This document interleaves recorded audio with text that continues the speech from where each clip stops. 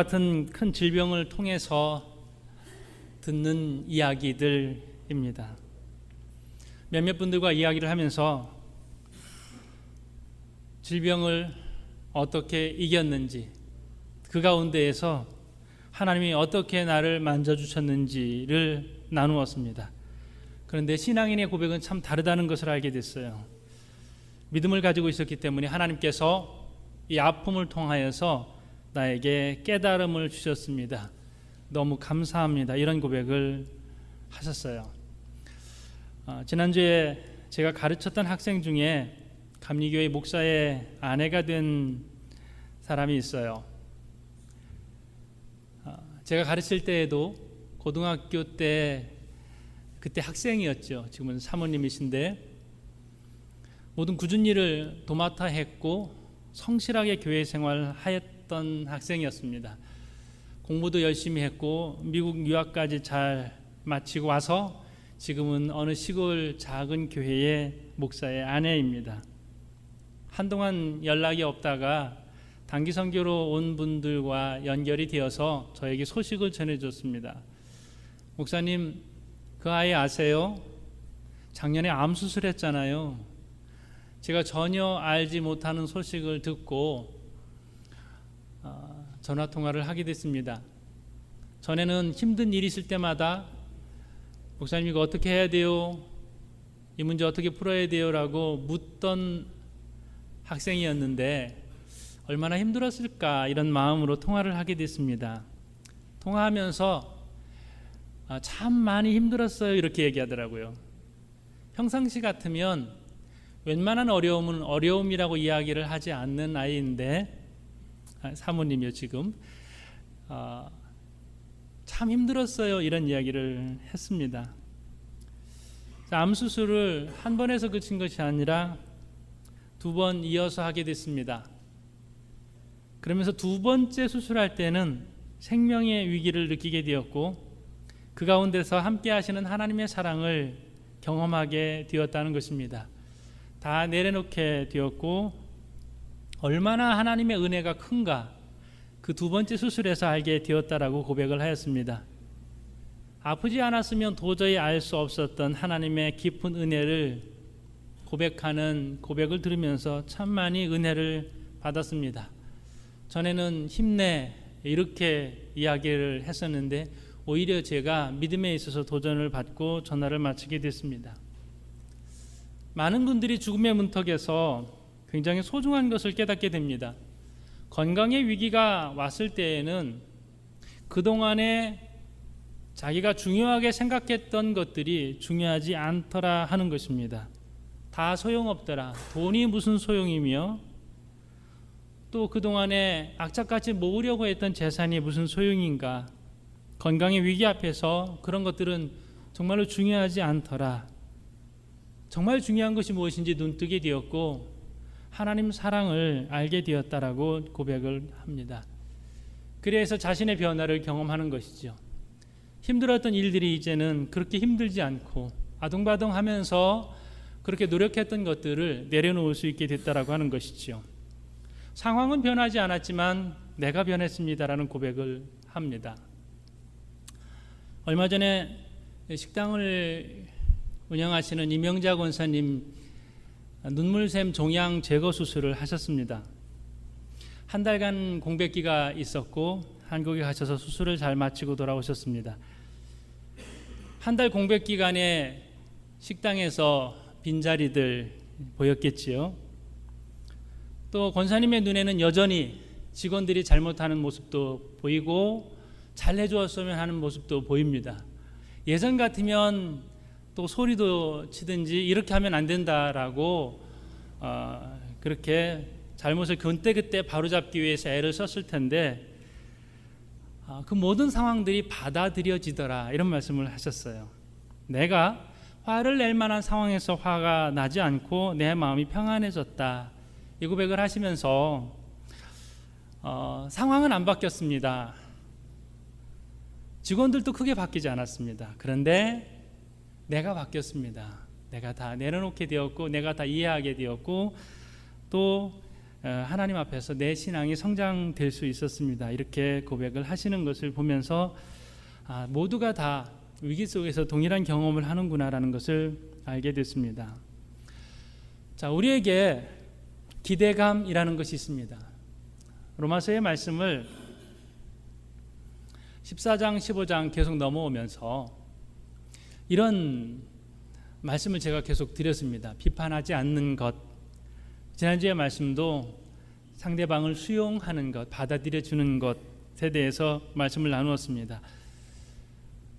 자, 사람과 사람 사이에서 그리고 교회 공동체 안에서 우리는 기대감이 있습니다. 바울의 이야기에 따르면 먼저 믿은 사람과 나중에 믿은 사람, 그리고 큰 믿음을 가지고 있는 사람과 연약한 믿음을 가지고 있는 사람 서로에 대하여서 기대감이 있습니다. 그런데 그 기대감이 채워지지 않을 때에 때로는 화도 나고 분노하게도 되는 것이지요. 내 생각에 어긋난, 내 기대에 어긋난 상황들을 받아들이기 참 어려울 때가 있습니다. 하나님께서 우리를 향하여서 우리의 기대, 이것을 내려놓게 하십니다. 우리가 그동안에 집착했던 부분들, 자, 이런 것들이 어떻게 실천될 수 있을까 이 생각을 해봐요. 어떻게 실천될 수 있을까? 어떻게 나의 기대를 내려놓고 내가 참 받아들이기 어려운 상황을 받아들일 수 있을까? 보통은 결심을 이야기합니다. 나는 그렇게 안 하기로 결심했습니다. 네, 이제 잘할 거예요. 근데 그 결심만으로는 약할 때가 많이 있어요. 우리는 참 연약한 모습들을 우리 안에 담고 있습니다. 정말 잘하고 싶은데, 이겨내고 싶은데 잘 이겨지지 않을 때가 많이 있다는 것이죠. 어떻게 하면 될까요? 결심으로 안 되는 부분들을 어떻게 하면 될까요? 하나님의 말씀으로 이것이 가능한 줄로 믿습니다. 말씀 앞에서 우리가 말씀을 읽고 말씀을 묵상하고 작은 것 하나 하나님의 말씀을 깨닫고 그 깨달은 말씀을 실천해 나아가는 것이죠. 하나님의 말씀 앞에 엎드리고 하나님, 내가 이 말씀대로 살고 싶습니다. 실천이 반복될 때에 우리는 말씀대로 행하는 성도가 될 줄로 믿습니다. 이 말씀은 누구 이야기인가 하면은 예수님 이야기입니다. 바울이 끊임없이 이야기하는 것은 주님이에요. 주님을 마음속에 모시고 주님께서 원하시는 그 삶을 살아내자라고 하는 도전입니다.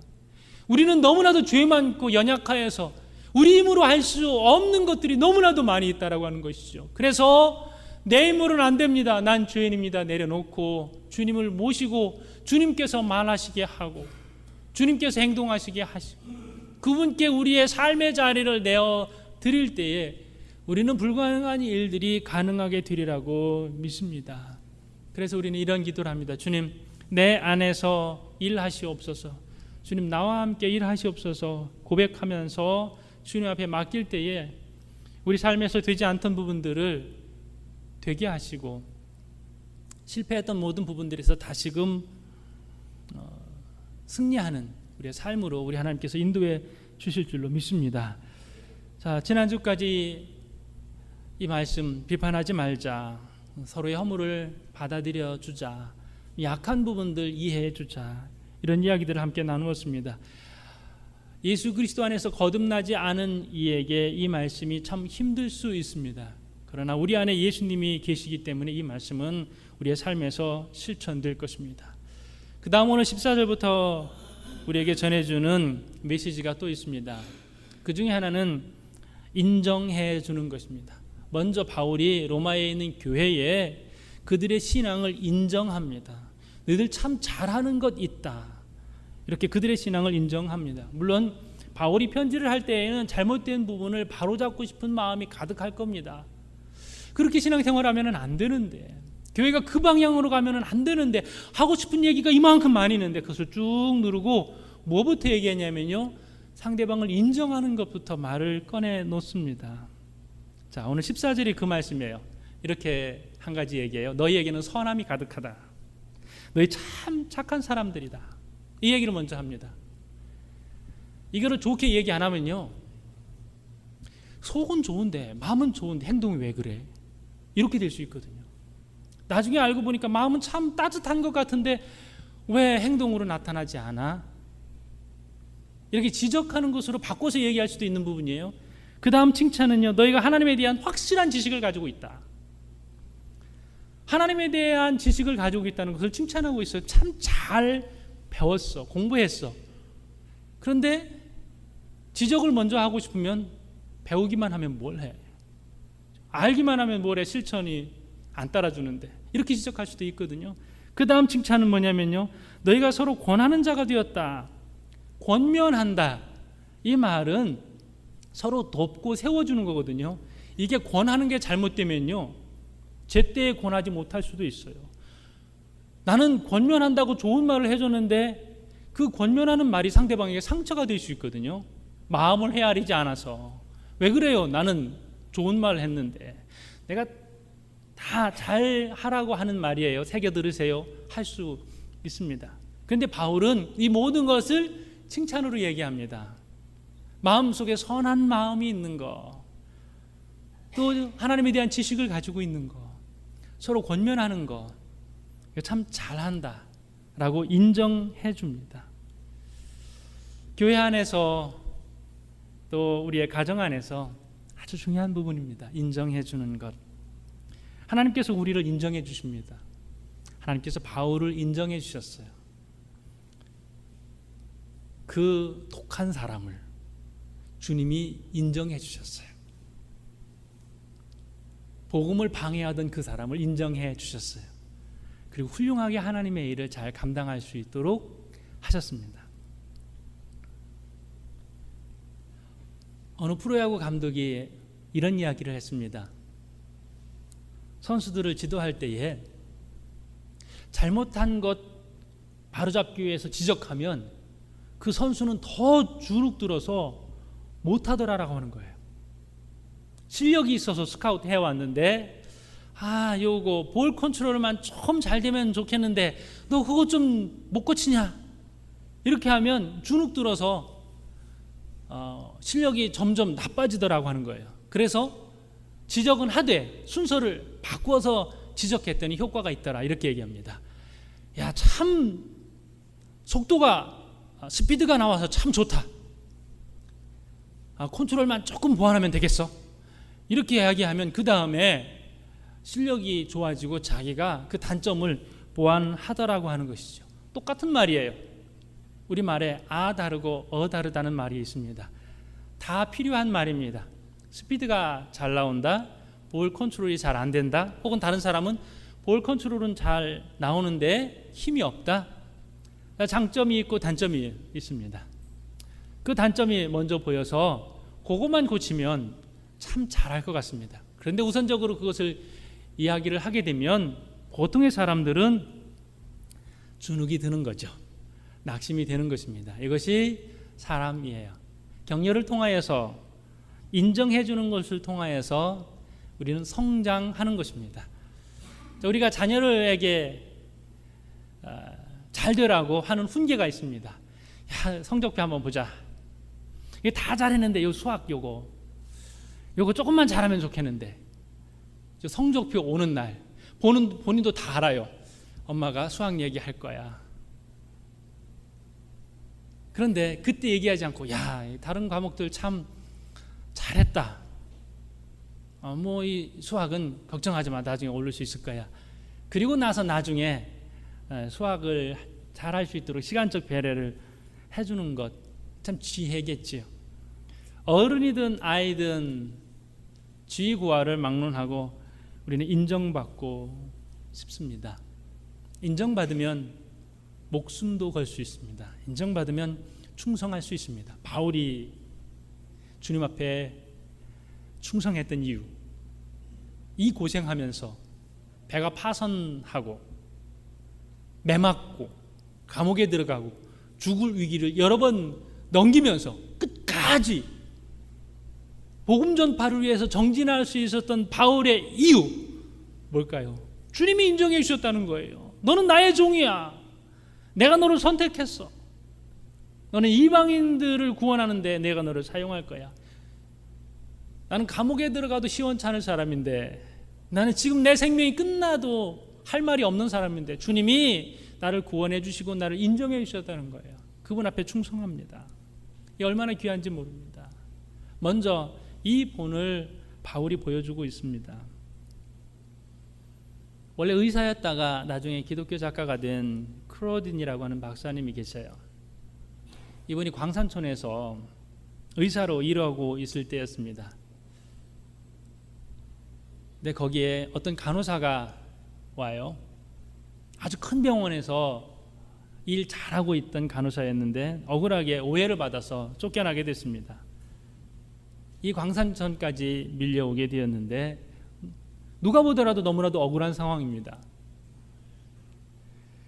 쫓겨온 것도 억울하고 그것도 광산천까지 오게 된 것도 억울하고 더 억울한 것은 월급을 받는데 자기가 수고한 것의 10분의 1밖에 월급을 받지 못합니다. 이 정도면 제대로 일을 감당하기 어려운 상황입니다. 그런데 이 간호사가 너무 즐겁고 행복하게 일을 잘하는 거예요. 그래서 의사가 물어봤습니다. 어떻게 그렇게 당신은 대가도 제대로 받지 못하는데 기쁘게 웃으면서 일할 수 있습니까? 그랬더니 이 간호사가 이렇게 대답했습니다. 월급이 작기 때문입니다. 내가 이렇게 기쁘고 즐겁게 일할 수 있는 이유는 월급이 작기 때문입니다.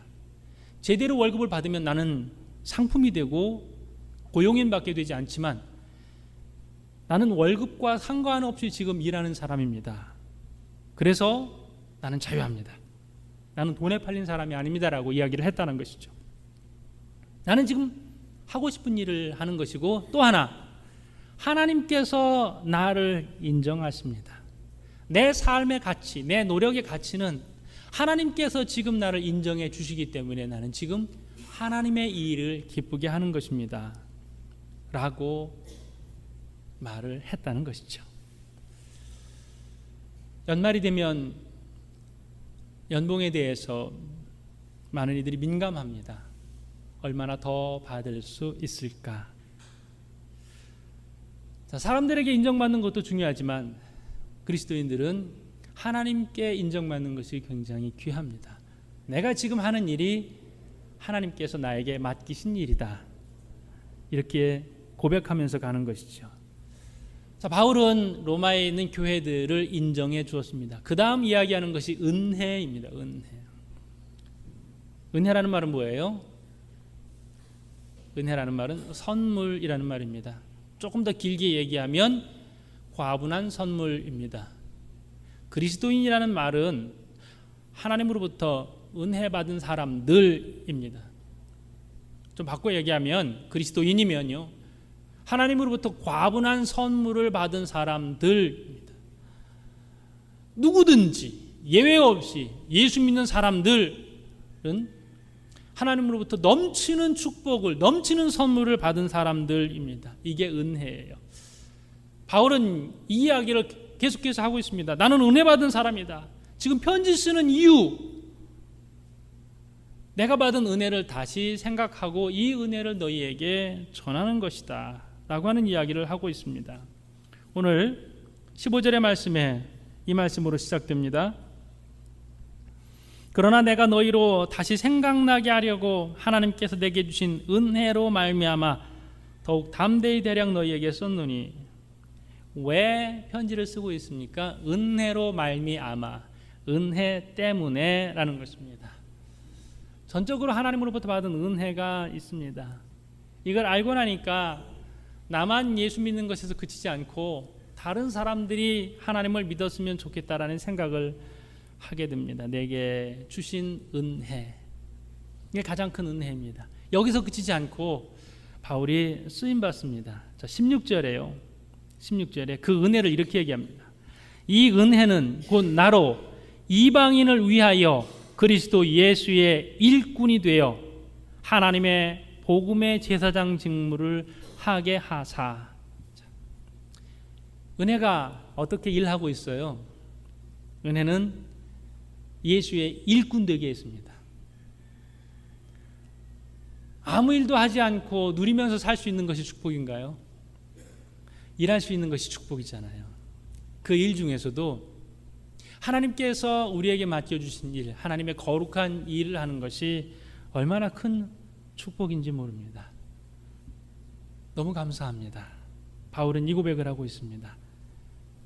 너무 많이 받았습니다. 은혜. 이제 더 크게 쓰임 받고 싶습니다. 하나님의 축복은요, 우리가 하나님을 위해서 무언가 할 수 있다라고 하는 것이에요. 축복은 이미 받았습니다. 바울은 구원받았어요. 예수 믿게 됐어요. 그러면 받은 것은 충분하다는 것이죠. 저와 여러분도 마찬가지입니다. 우리는 기도하면서 하나님 더 주세요. 문제 풀어주세요. 해결해 주세요. 매일매일 달라는 기도를 할 수 있습니다. 그러나 바울의 시각으로 보면 우리는 하나님이 그만 주셔도 돼요. 많이 주셨어요. 이제는 뭐가 필요해요? 이제는 쓰임 받아야죠. 하나님이 주신 것으로 쓰게 해주세요. 하나님 제 시간 사용해 주세요. 시간을 떼어놓겠습니다. 예배를 위한 시간도 있고 전도를 위한 시간도 있고 기도를 위한 시간도 있습니다. 하나님께서 여러분에게 주신 시간을 한번 떼어놓아 보십시오. 이것은 내가 하나님을 위해서 한다. 하루에 1시간이든 30분이든. 하나님께서 허락하신 물질도 있고 재능도 있습니다. 요즘은 그런 부분들이 유행이더라고요. 재능 기부. 자기가 가진 재능을 어려운 사람을 위하여서 쓰는 것이죠. 세상은 그것을 아름다운 행위라고 합니다. 그리스도인들의 재능 기부는 무엇일까요? 하나님께서 그것을 위해서 우리에게 재능을 주셨습니다. 내가 잘할 수 있는 것, 내가 좋아하는 것, 내가 더 가지고 있는 것, 우리는 그것을 은사라고 부르고 그것을 하나님의 영광을 위해서 쓰라고 말씀을 하십니다. 우리가 하나님의 영광을 위해서 일하는 것, 이게 얼마나 감사하고 귀한지 모릅니다. 바울은 하나님의 일꾼이 되어서 쓰임받았습니다. 그런데 그가 하나님의 일을 하는데 쉽지는 않았어요. 혼자서 해야 될 일이 너무나도 많았습니다. 말은 굉장히 잘하는 사람이에요. 막 수사학자였을 확률도 있습니다. 말싸움에서는 지지 않을 수 있는 사람입니다. 그런데 하나님이 그로 하여금 말로서만 전도하게 하시지 않았어요. 자, 오늘 18절 19절에 보면요, 표적과 19절에 보면 표적과 기사의 능력으로, 성령의 능력으로 이루어졌으며 이렇게 기록하고 있습니다. 바울이 가는 데에 기적이 일어났습니다. 병고침의 역사가 나타났어요. 귀신이 쫓겨났어요. 기적들이 번번이 일어났습니다. 복음을 전하는 데에 하나님께서 그 일을 잘 감당할 수 있도록 힘을 주셨습니다. 하나님이 어떠한 일을 우리에게 맡기실 수 있습니다. 바울은 이방인에게 나아가서, 예루살렘 말고요, 유대 말고요, 다 민족에게 가서 복음을 전하도록 했습니다. 그리고 거기에 필요한 것은 하나님이 다 주셨어요. 언어를 잘 사용할 수 있습니다. 로마의 시민권을 가지고 있습니다. 그는 유대인이면서 로마인입니다. 그 이외에 그가 가지고 있었던 부분들 많이 있습니다. 하나님께서 미리 주신 것 이외에 가면서 복음 전파할 때요, 수많은 기적들이 나타났습니다. 왜요? 그 기적을 본 사람들이 하나님 잘 믿게 하기 위하여서. 지금도 선교지에서는 이런 기적들이 굉장히 많이 일어납니다. 깜짝깜짝 놀랄 일들이, 그 자리에서 눈 뜨고 그 자리에서 허리 펴지고 그 자리에서 병이 나는 일들이 무수히 일어납니다. 왜요? 예수 믿게 하기 위해서. 그냥 기적은 그 기적 자체로 끝나지 않습니다. 그것은 예수를 잘 믿는 것으로 이어지게 하셨습니다. 자, 오늘도 우리가 하나님을 위하여서 쓰임받고자 하는 마음의 결단이 있다면 필요한 부분은 하나님께서 다 채워주십니다. 하나님이 모세를 명령하셨습니다. 이스라엘 백성들을 애굽에서 꺼내라. 근데 모세가 하나님 앞에 불평을 이야기합니다. 저는 말을 잘하지 못합니다. 설득할 자신이 없습니다. 그 뒤에 하나님의 대안이 있었습니다. 형 아론, 말 잘하는 사람이 있지 않느냐? 그가 너와 함께 할 것이다. 기적이 필요하면 기적을 주셨고, 사람이 필요하면 사람을 주셨고, 물질이 필요하면 물질을 주셨고, 돕는 많은 손길들이 필요할 때 그때마다 하나님의 역사가 잘 이루어지도록 사람을 보내주셨습니다. 바울에게 있는 더 큰 은혜는 뭐냐면요, 자기가 아픈 거예요. 이것을 가시라고 표현합니다. 이게 안질인지 간질인지 정확하게 밝혀지지는 않았지만 어떠한 한 가지 질병을 이렇게 예측을 할 수 있습니다. 간질이라고 하면 말씀을 전하다가 강단에서 쓰러질 수 있습니다. 누군가의 응급조치가 필요합니다. 일평생 바울을 따라다녔던 사람이 누구예요? 누가예요. 의사입니다. 그때마다 도와줍니다. 치유합니다. 바울이 아프니까 주치의가 따라다니도록 했습니다. 근데 하나님의 역사가 거기에서 멈춰지지 않아요. 그 의사 누가는 무엇을 했습니까? 누가복음과 사도행전을 기록했습니다. 우리 손에 누가복음과 사도행전이 들려져 있습니다. 왜요? 어떻게 해서 이 일이 가능해요? 바울의 가시 때문에, 바울이 아팠기 때문에. 그의 주치의는 누가복음과 사도행전을 기록해서 우리 손에 들려 주었습니다. 이게 은혜라는 것이죠. 내가 예수 믿는 것이 은혜고, 내가 일꾼으로 쓰임 받는 것이 은혜고, 내가 아픈 것까지 은혜다. 이것을 통하여서 하나님께 영광을 돌릴 수 있도록 하셨다는 것입니다. 지금 우리의 눈으로 보면 이해되지 않는 많은 부분들이 있을 것입니다. 근데 하나님께서 말씀하십니다. 내 은혜가 내게 족하도다. 주님이 바울에게 말씀해 주셨습니다. 자기 육체의 가시 때문에 힘들고 참 내 인생에 이것만 빼면 좋겠는데 라고 하는 가장 아픈 부분이 있습니다. 자기를 찌르는 부분이 있어요. 근데 그것조차도 은혜로 받아들일 수 있도록 했습니다. 그래서 바울이 고백하는 것, 예수 믿는 것, 일꾼 된 것, 그 다음에 육체의 가시까지 은혜라 이렇게 고백하게 했습니다.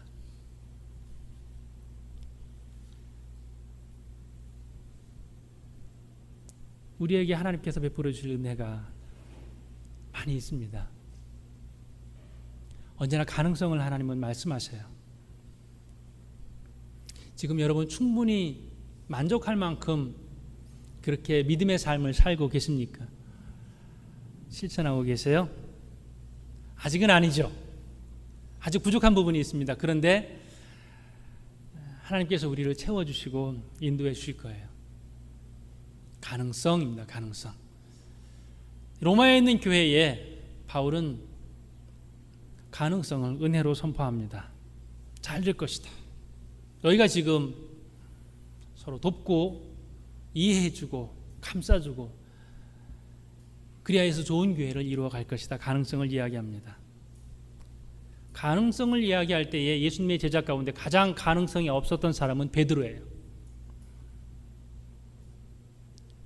예수님이 베드로를 볼 때 하나님의 나라를 위해서 뭐 할 수 있는 게 없어요.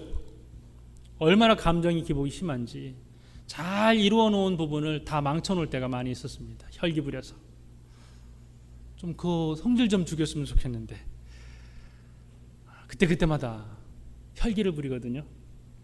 나중에는 제사장의 하인의 귀까지 떨어뜨립니다. 이 혈기 어떻게 할 수가 없었어요. 근데 여전히 주님은 베드로를 사용을 하십니다. 베드로를 향하여서 이렇게 부르셨어요. 가능성아, 가능성아. 원래 베드로의 이름은 시몬입니다. 시몬. 베드로를 만났을 때에 예수님께서 그의 이름을 넌 이제 시몬이 아니라 너의 이름은 베드로다. 이름을 바꿔주셨어요. 베드로라는 이름은 반석이라는 뜻이에요. 반석 같은 기미가 전혀 보이지 않습니다. 아마 제자들은 이런 흉을 봤을 거예요. 우리 12명의 제자 중에 예수님이 지어준 이름 다 괜찮은데 이 이름은 잘못된 거야. 베드로.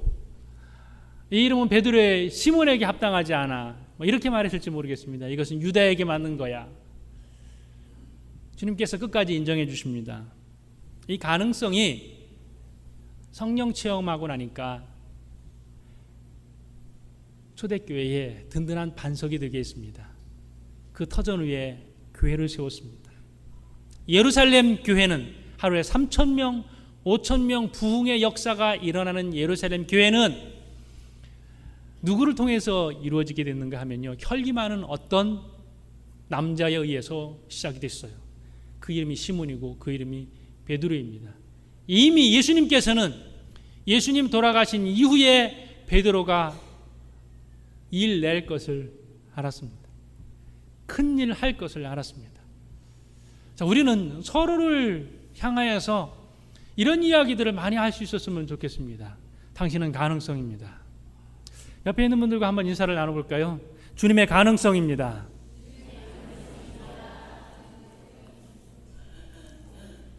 이게 안 되면요, 그래가지고 뭐 하겠어? 여기서 멈춰버려요. 그래가지고 뭐 하겠어? 주님은 베드로를 인정하셨어요. 바울을 인정하셨어요. 이게 말이 되는 게 아니거든요. 우리의 이성으로 이해가 되지 않는 것이거든요. 그러면 현재 우리의 삶에서 누가 바울이고 누가 베드로가 될 수 있을까요? 감정의 기복이 심한 누군가가 베드로일 수 있겠죠. 조금 기다려 보십시오.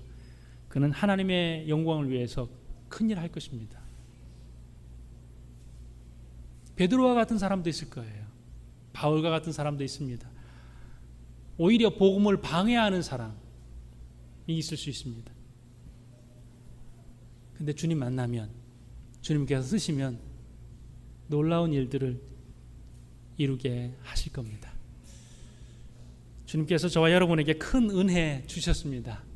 넘치는 은혜 주셨습니다. 이것을 인정하며 고백하는 저와 여러분이 되길 바랍니다. 더 큰 은혜, 쓰임받는 축복이 있길 바랍니다. 하나님께서 여러분의 인생을 붙잡고 크게 사용하여 주실 줄로 믿습니다. 지금은 부족하지만 가능성의 은혜까지 부여잡고 믿음으로 승리하는 저와 여러분이 되기를 주님의 이름으로 축원합니다.